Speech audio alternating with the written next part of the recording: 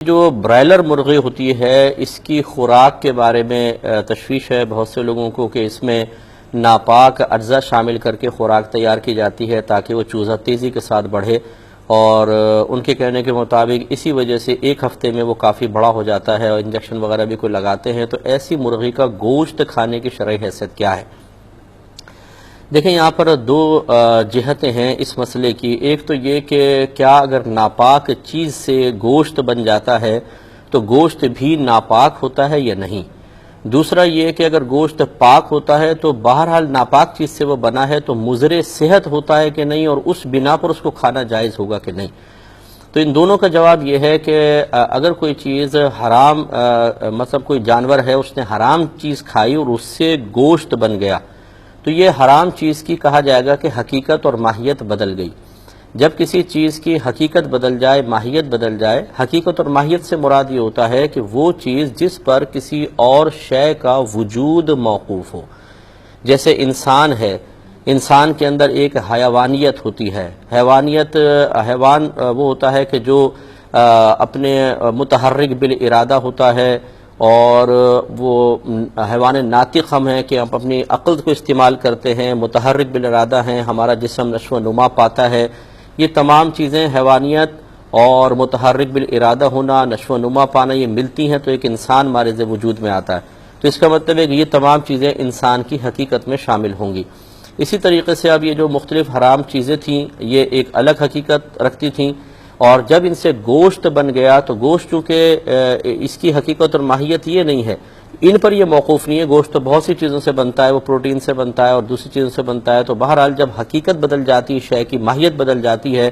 تو پھر اس کا حکم جائز کا ہو جاتا ہے۔ ہم یہ دے رہے تھے، کویشچن یہ تھا کہ برائلر مرغی جو ہوتی ہے اس کی خوراک میں ناپاک اشیاء ملی ہوتی ہیں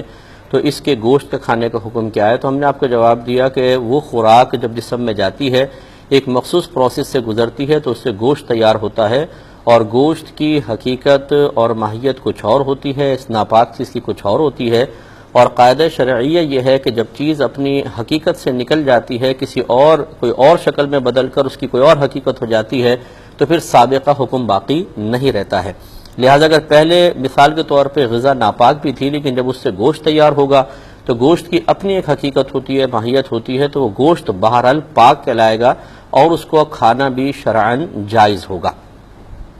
میں اس کی آپ کو نظیر پیش کرتا ہوں، جیسے مثال کے طور پر اگر بہت سارے درخت لگے ہوں اور گٹر کا ناپاک پانی اس میں دیا جائے، اور وہ ناپاک پانی لازم سی بات ہے کہ درخت سک کرتے ہیں، پھر وہ درخت کے اندر پہنچتا ہے، اور یقینی سی بات ہے اس سے جو پھل بنیں گے اس میں بھی اس پانی کا کچھ نہ کچھ اثر تو ضرور ہوگا، تو کیا اس درخت کے پھل کھانا شرعاً منع ہوگا کہ نہیں؟ اس کا جواب بھی یہی ہے۔ اسی طرح جو دیسی مرغیاں ہوتی ہیں، آپ کو پتہ ہے کہ یہ گاؤں کے اندر خاص طور پر میں سمجھانے کے لیے عرض کرتا ہوں، یہ نالی میں منہ مارتی ہیں، گندے کیڑے بھی کھاتی ہیں، وہ نالی کا پانی بھی پیتی ہیں اگر آپ غور کریں، اور اس سے ان کا گوشت بنتا ہے۔ تو اگر اصل چیز کو دیکھا جائے کہ کیا ان کی خوراک تھی اور اس کی وجہ سے گوشت پر بھی وہی حکم شرع لگایا جائے تو پھر اس کا کیا حکم ہوگا؟ اسی طریقے سے جو جانور ہوتے ہیں یہ بھی بعض اوقات مختلف گندی چیزیں بھی کھا لیتے ہیں اور گندا پانی بھی پی لیتے ہیں۔ قربانی کے جیسے جانور ہوتے ہیں یہ بھی بعض اوقات ایسی خراب چیزیں کھا لیتے ہیں، کہیں جیسے گاؤں کے اندر ریوڑ کے ریوڑ جا رہے ہوتے ہیں۔ تو اگر یہ اصل چیز کا اعتبار کیا جاتا تو اس میں بڑا حرج تھا۔ تو شریعت کا قاعدہ ضابطہ یہی ہے کہ جب ماہیت اور حقیقت بدل جاتی ہے تو حکم بدل جاتا ہے۔ اس اعتبار سے تو گوشت صحیح ہے، جائز ہے۔ اب دوسری جہت یہ ہے کہ جی اس میں چونکہ ناپاک اشیاء سے بنی ہے یا گندی چیزوں سے، تو اس میں یہ مضر صحت ہے، اس کو نہ کھایا جائے۔ ہاں، کوئی اس جہت سے اگر اس کو نہ کھائے تو اس کو اجازت ہوگی، لیکن ہم اس پہ حرام یا ناجائز ہونے کا حکم شرع نہیں لگا سکتے کہ چونکہ یہ گمان ہے کہ اس میں یہ مضر صحت ہے لہذا اس کو کھانا گناہ ہوگا۔ کون سی شے ایسی ہے ہمارے خصوصی طور پہ ملک پاکستان میں جس کے بارے میں یہی گمان موجود نہیں کہ وہ مضر صحت ہے؟ جس ملک میں چوہے کے گوشت کے قیمے بنا کر کھلائے جا رہے ہوں، کتے کا گوشت کھلایا جا رہا ہو، گدھے کا گوشت کھلایا جا رہا ہو، بیمار بھیڑوں کا گوشت کھلایا جا رہا ہو، اسی طریقے سے ملاوٹ ہر چیز کے اندر ہو، گھی ایسی گندی چیزوں سے تیار کیا جا رہا ہو کہ اگر اس کو دیکھ لیا جائے تو نظافت پسند انسان کو الٹیاں لگ جائے، جو اتنے گندے گھی جو گندی چربیوں سے اور مرغیوں کے پر اور پنجوں سے تیار کریں اور اس سے رمضان میں اس گھی میں پکوڑے تل تل کے بیچارے روزے داروں کو روزے افطار کے وقت کھلائے جائیں، تو آپ بتائیے کہ پھر یہ تمام چیزیں مضر صحت ہیں یا نہیں، تو پھر ان کے بارے میں کیا حکم شرع ہوگا؟ تو مطلب میں یہ نہیں کہہ رہا ہوں کہ مضر صحت ہو اس کو نظر انداز کریں کھائیں، سمجھانے کا مقصد یہ ہے کہ ایک دو چیزوں کے بارے میں ہم کسی بھی جہت سے ان کو مضر صحت قرار دینے کے بعد جب رکنے کا حکم دیتے ہیں تو میں یہ گزارش کرتا ہوں کہ دوسری چیزوں پر بھی پھر غور و تفکر کیا جائے اور ہر چیز سے رکنے کا حکم دینے کی کوشش کریں، تو پھر عرصہ حیات تنگ ہو جائے گا۔ تو مشورہ ضرور دیا جائے گا کہ آپ اس کو نہ کھائیں، لیکن اس پر حرام یا ناجائز کا حکم شرع نہیں لگایا جا سکتا۔ آپ جو کولڈ ڈرنکس پیتے ہیں کہ آپ کو نہیں پتا کہ کس قدر مضر صحت ہوتے ہیں، جو آپ یہ جوسز پیتے ہیں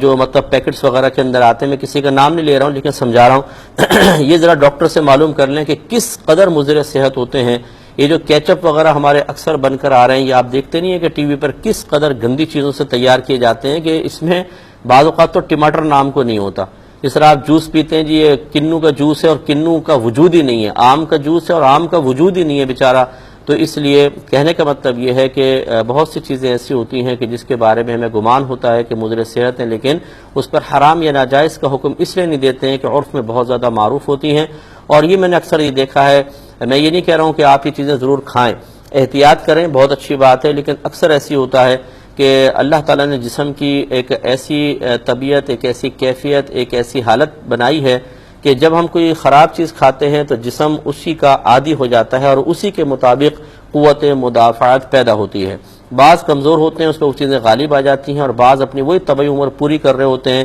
ان پر کوئی سائیڈ ایفیکٹ مرتب نہیں ہوتا۔ لہٰذا اگر کوئی مضر صحت اصلاً ایک شے ہے، ضروری نہیں کہ اس کا اثر کسی بھی شخص کے اوپر ظاہر ہو۔